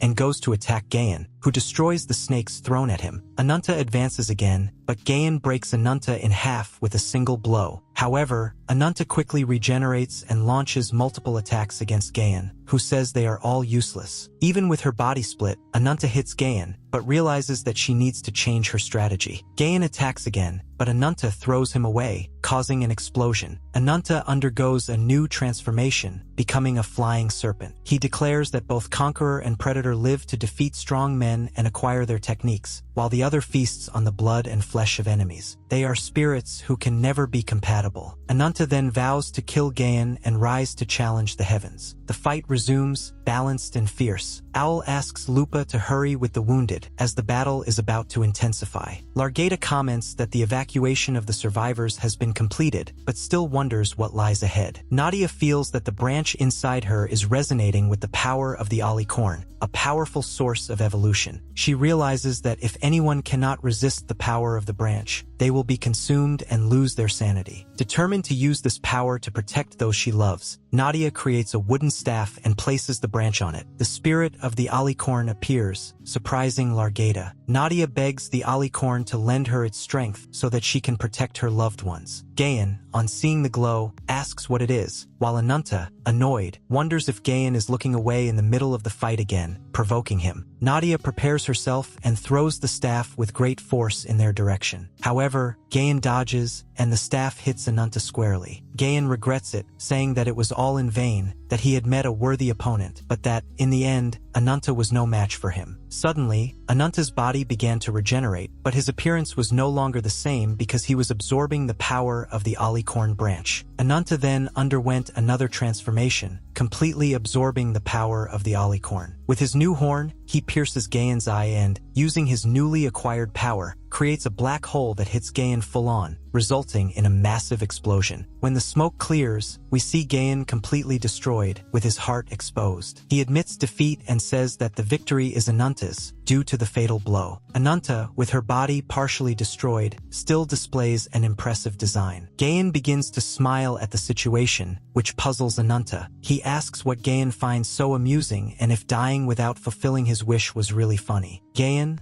laughing, says that Ananta is an ember of an insatiable curse, which will one day become a flame capable of engulfing even Gyuyo's great wings. He says that by becoming part of Ananta's curse, he will also be able to help bring down Gyuyo. Gayan then asks Ananta to devour him, guaranteeing that one day they will meet again in hell. Without hesitation, Ananta devours Gayan, acquiring his powers. Sitting on a rock, Ananta comments that he is exhausted. The Black Dragon, watching from afar, calls Ananta a mortal fool and mentions that, after such a brutal fight, he has finally gained strength. The dragon reminds Ananta of the contract they made and asks if he has forgotten. Ananta replies that nothing has changed and that his curse is just a tool to achieve his revenge. He declares that his life no longer matters if he can kill Gyuyo. The Black Dragon warns that he will be waiting for the day of Ananta's destruction and disappears. In the camp, the bodies of the defeated creatures are burned in a joint funeral. Lupa is visibly moved and even sheds a few tears. Nadia approaches Ananta and comments that he has finally woken up. Ananta asks how long it's been, and Nadia replies that it's been about half a day since he defeated the enemy. She mentions that, thanks to everyone's efforts and sacrifices, they managed to survive such a fierce battle, but unfortunately, less than half of the troops survived. Nadia adds that Ananta's curse has become visibly stronger and, with the power he now possesses, not even the most powerful incarnations can guarantee a victory against him. Ananta, impatient, asks her to stop talking about it, as she has more important things to deal with. Rue appears, and Ananta smiles at him, saying that they need to talk. The scene changes to a mysterious woman entering a hall. She is Levian, the incarnation of the Abyss, and occupies the first seat of the Spherote. She urgently summons Behiran and demands an explanation of recent events. Suddenly, the fifth seat of the Spherote, Wura, the Ice incarnation, appears, bringing bad news. Gayan, their brother, has died in battle at the hands of an enemy. The fourth seat, Kaiman, furious, says that it is impossible that a battle-crazed warrior like Gayan could be defeated. He then tells Gyuyo not to worry about it, that he will protect him forever, even if it costs his life, and her name was Kishalga, the incarnation of madness. The third seat of the Spherote also appears, and it was that little boy called Jiz, the lightning incarnation. Behiran then ends up opening a door, and a voice asks everyone to be quiet. He says, "Brothers and sisters, we mourn the death of our compatriot, and all, in one mind, must share in this sorrow, which it seems can only be washed away with blood." He then says that he will prepare a requiem to appease Gayan's soul. The scene then returns to Lupa and Nadia. Lupa asks if everything is all right with Ananta, and Nadia asks them to leave him alone with Ruby for a while. Lupa asks if he said anything else, but Nadia replies that he hasn't said anything. We then have a flashback of Ananta, where he tells his sister that he will surely come back one day and take Gyuyo's heart in his hands, dedicating it to her. Back in the present, Ananta talks about the day his sister died, along with the villagers, and how he wanted to believe that it wasn't his fault. If it hadn't been for Gyuyo, he would have managed to stay sane. Since that day, he has filled his heart with rage against Gyuyo, suppressing all emotions except his thirst for revenge. He also mentions that if it hadn't been for Ruby, he wouldn't have been able to endure all this. Suddenly, Ruby transforms into a young girl. Ananta then says that he has always hated all the incarnations of this world, including Gyuyo, and wonders why his sister had to die and he didn't. He has spent his life struggling to find an answer.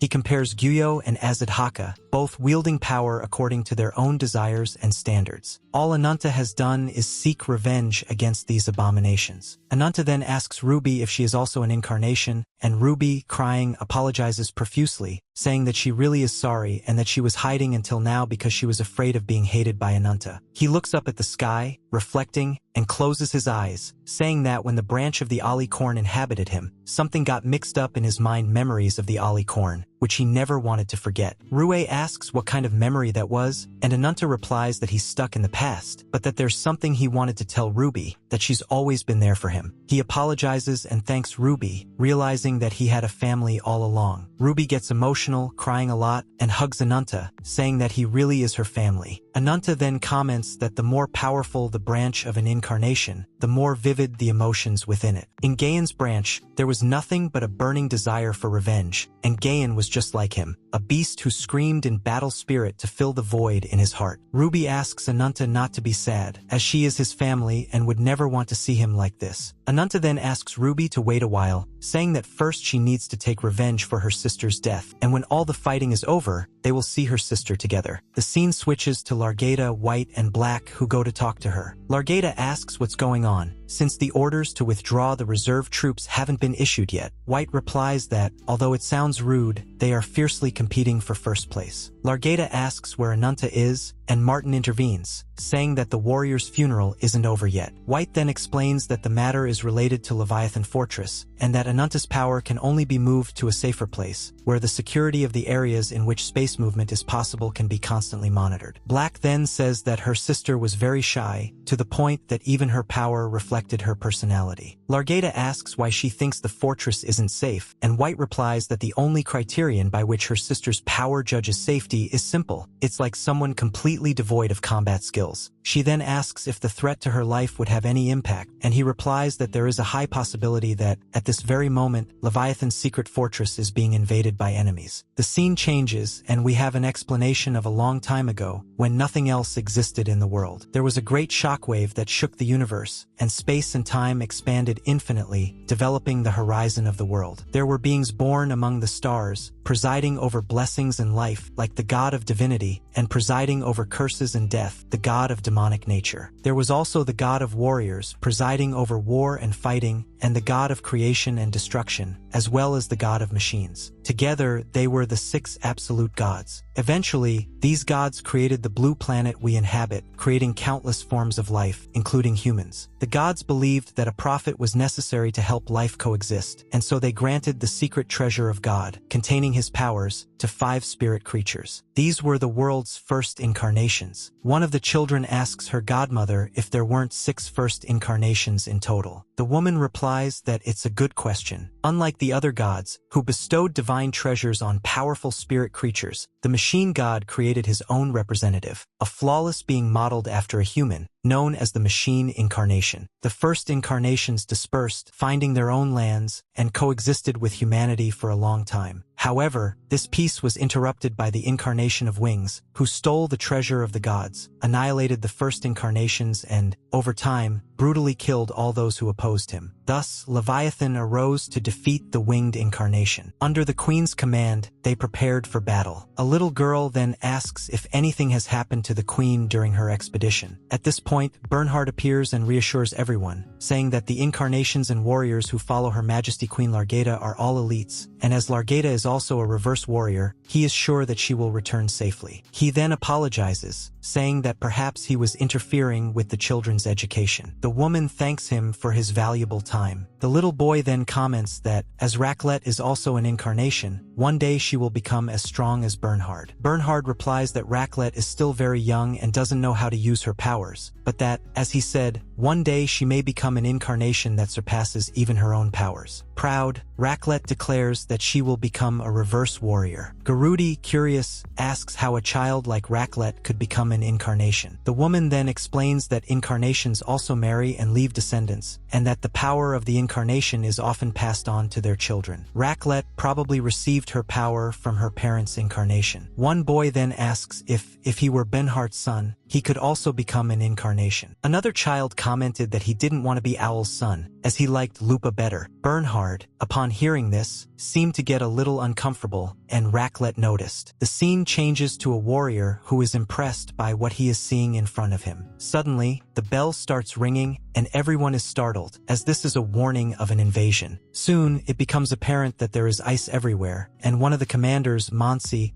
wonders if that was the entrance to fort and that it was really worth it. The 10th Spherote appears, saying that he is very excited about the whole situation. His name was Mansi, the incarnation of the formidable force. Bernhard asks what was happening in that place and why it was happening just now, when the queen had left. The ice commander, Mansi, then hits the ground with an ice hammer, causing an ice road to extend to the entrance of the fortress. Mansi runs down this ice road, and the soldiers tell Bernhard that if this continues, they will surely die. Bernhard asks them to brace themselves for the impact. Mansi bursts through the gate of the fortress, but at that very moment, he is thrown away. A gigantic figure emerges from the smoke. It was the second in command of Leviathan's army, Tarkhan, the incarnation of Advance. The boy comments to Mansi that he claimed to be the vanguard, but ended up backing down, which was disgusting. He asks if Mansi wants him to lead instead. Mansi replies that those words are unfair. Mansi says that he's the one who's going to fight and that it would be impossible to block the attack with the power of a single incarnation. So that man's powers must be special, and he's going to turn him into mincemeat with the power to multiply the mass of his body. Mansi lunges at Tarkhan, throwing a punch, but the blow has no effect. Tarkhan, with no special powers, uses his club to hit Mansi on the head. It is said that Tarkhan has no special powers, just the pure fighting spirit, and is the favorite of the god of warriors, as well as being Leviathan's strongest military commander. Bernhard arrives on the scene and comments that Tarkhan has shown up at just the right time. Tarkhan asks if Bernhard is going to confront him directly, and he says yes, stating that that was the sacred weapon of the clan, which protects the northern ice vein. He says that his destiny is to fight that child, referring to Mansi, the incarnation of extreme cold. It is revealed that the frozen land of the northern ice vein, due to its harsh environment, had not been invaded for a long time, and was seen as a paradise where humans and incarnations lived together. However, a warrior named Bernhard,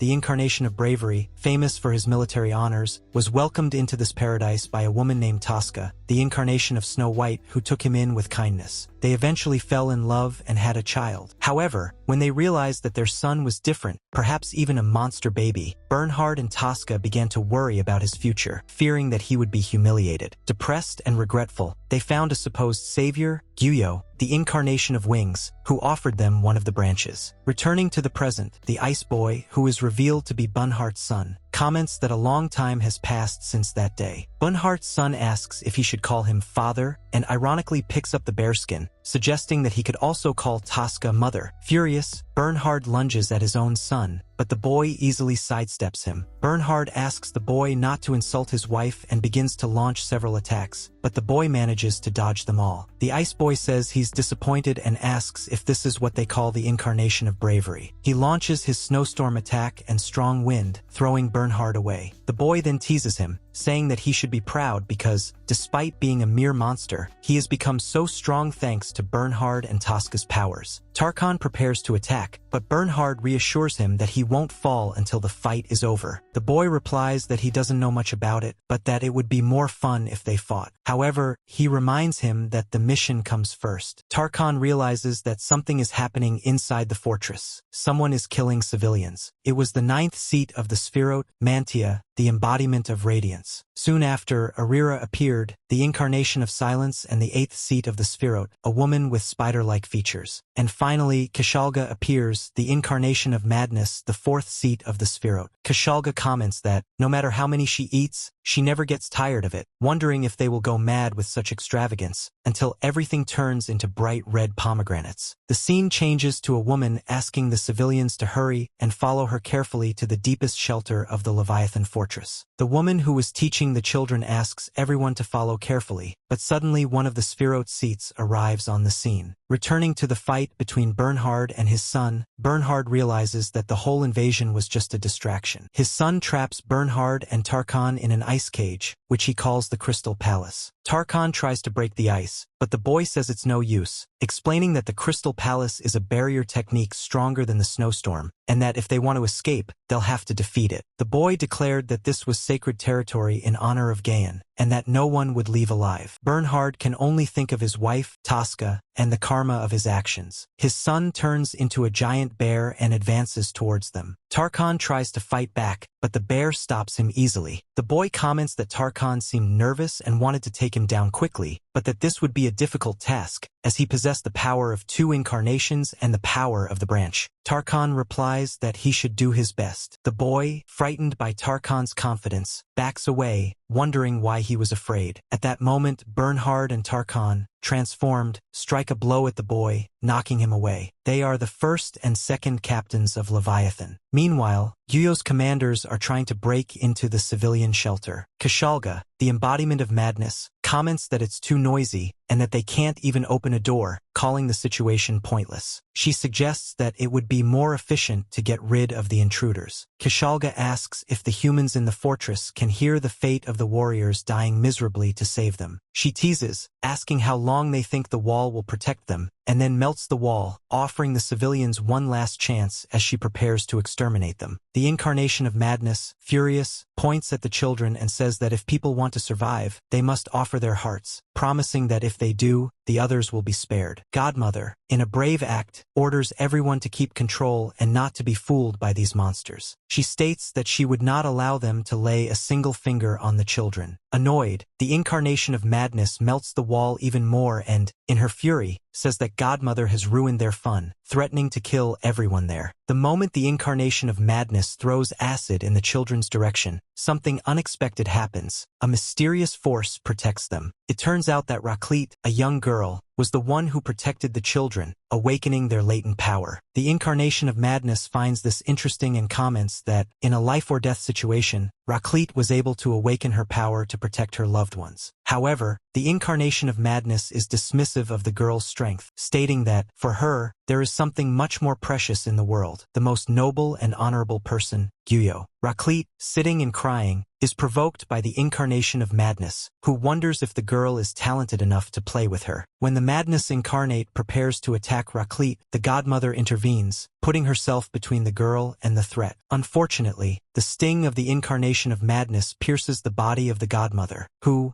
although wounded, asks if Raklit is all right. The incarnation of madness mercilessly throws the godmother's body and, with a touch of acid, disintegrates her body, stating that the godmother's life had no value. Seized by a wave of hatred, Raklit stood up, declaring her contempt for the incarnation of madness. The madness incarnate, confused, wondered if Raklit had turned into an evil spirit, while the girl repeated that she hated her and demanded that she melt. Suddenly, the arms and legs of the incarnation of madness were cut off, and no one could understand how it had happened so quickly. Raklit launches another attack, but this time the incarnation of madness manages to dodge, shouting furiously that she would never forgive the girl. It then tries to retaliate with acid, claiming that it would make Raklit melt alive. The other incarnations ask if she's all right, but the incarnation of madness expresses her displeasure, complaining that they were all useless and that she was fed up with her role as advisor. Suddenly, a powerful blow hits the incarnation of madness, knocking it away. The other incarnations are perplexed by what has happened, not understanding where the attack came from. At that moment, Largata, Owl and Nadia appear. Largata declares that they are abominable bastards, and that the queen was now present. Nadia then hugs Raklit, asking if she's all right and saying that the girl must have been scared to death, but that she was safe now and no one would hurt her again. Nadia, realizing Raclitte's emotional state, gently asks the girl to come to her senses so that she can see her loved ones again. Raclitte, with tears in her eyes, finally calms down and returns to normal. The other children, also crying, approach her, while Nadia watches the fierce fighting going on from a distance. The Incarnation of Madness, furious, commented that the situation was annoying and that the enemy had evacuated the base along with the elites. But now, for her, that no longer mattered. She threatens to skin everyone alive and scatter their organs, showing her cruelty and contempt. Nadia, full of determination, says that it must have been the Incarnation of Madness who was responsible for all that tragedy and thanks it for that, because thanks to it, Nadia will no longer hesitate. She invokes the power of Yggdrasil, known as Cernunnos, evoking past memories and ancient malice. The Incarnation of Madness reacts, saying that Nadia shouldn't look at her with those wretched eyes and that, even if the snow melted, she would still feel uncomfortable with the other's gaze. Nadia, now radiating a frightening aura, says that although she has lost her memories, she can't think of anyone she has ever killed with her own hands, and demands to know the name of the Incarnation of Madness to see if it will help her remember. Meanwhile, the fight between Tarkan and Bernhard against Bunhart's son continues fiercely. The boy, observing their tactics, recognizes their ability to attack and defend, which makes it difficult to find an opening. He then launches an ice attack, partially freezing Tarkan's arm, and tries to follow up with a blow, but is interrupted when Bernhard bites him. The boy, still arrogant, claims that he will defeat everyone, starting with the weakest, but Tarkan immobilizes him by the neck. However, the boy warns him that his stamina won't be enough to beat him. Just then, Ananta appears and launches a powerful fire attack, surprising everyone. Bernhard asks in disbelief what was going on and why they were having such a hard time against a single enemy. Tarkan tried to calm the situation, but recognized that Ananta was much stronger than they had imagined. The boy, wearing a giant suit of ice armor, wonders how Ananta dared to challenge him alone. Ananta, impassive, asks how long the boy will keep talking without acting. The boy, thinking it ridiculous, goes to attack Ananta, but Lupa reminds the others that Ananta had already defeated the second-place Spherot. The boy, impressed by Ananta's power, recognized that he was the incarnation of vengeance. With just one blow, Ananta defeats the boy, causing him to pass out and return to his normal form. When the boy wakes up, he remembers the words of Behiran, who had instructed him to contact him in case of emergency. The boy then says that he has arrived before his eyes and asks him to open the door, please. Suddenly, Behiran arrives on the scene, and Ananta says that he was the guardian of the wings, the incarnation of the wings, the right advisor and the strongest spear, called Behiran. However, the scene changes to Largata, who is lying on the ground, defeated. Largata asks why this happened and why he betrayed them. We then see that the owl had pierced Nadia's back and attracted them all. We are then shown what happened before that. The Incarnation of Madness says that it is going to show the difference in power between them and releases a poisonous smoke. Largata calls Owl and creates a force field. The Incarnation of Madness says that this was her peak and that now they would all suffer and die in the waves of her poison. Nadia, struggling against fear and disgrace, begins to fight back. The Incarnation of Madness realizes that the corrosive poison has no effect on Nadia and, if that didn't work, she decides to cut her with her bare hands. As she approaches Nadia, she has a vision and wonders what was happening to her. Suddenly, she sees the figure of a giant creature. Coming back to reality, we see that her neck has been cut. She falls to the ground, saying that this is ridiculous. Largata, impressed, wonders if that was Nadia's real power. Owl says that it looked like Nadia had one, but suddenly he reaches behind Nadia's back and pierces her in the chest. Everyone is surprised by this attitude. While Largata was distracted, the other incarnations began to attack her, striking a paralyzing blow. Largata asks Owl why he betrayed her. Owl asks for forgiveness and says that the truth will one day come out. Largata doesn't believe him and says that until now, inside him, she could see the anger he felt towards the Incarnation of Wings. Owl replies that it was precisely this anger that allowed him to deceive her, distracting her eyes that could see the essence of people. His anger towards the Incarnation of Wings was not a lie. Owl says that if she wanted to easily subdue the remaining military commanders, it would be better not to hurt the queen. He then calls out to Kashalga for them to leave quickly. Kashalga asks how he dared to give her orders, and Owl replies that if there had been no danger of losing his life, he wouldn't have intervened. He says that now, with the loss of the Incarnation of Conquest, the powerful branch is fragile again. Suddenly, Nadia was still alive, which surprised Owl, who thought he had pierced her heart. Soon, An aura of a dark creature begins to envelop Nadia. Owl grabs his colleague, spreads his wings, and flies away. Everyone in the room wondered what kind of power Nadia possessed. Nadia then imprisons the two incarnations holding Largata. Just then, Gillo appears, saying, "Nice to meet you, my sister." He says that he believed he could access her inner self easily now, and that what is needed to open up the horizon of the world is the blossoming of branches that feed on the owner's desire. These branches create a world of vivid images that seek to change the world to their desires. He then asks if Largata doesn't want to lead this change in the world with him, mentioning the nature of the incarnation called Cernunos, the incarnation of magic.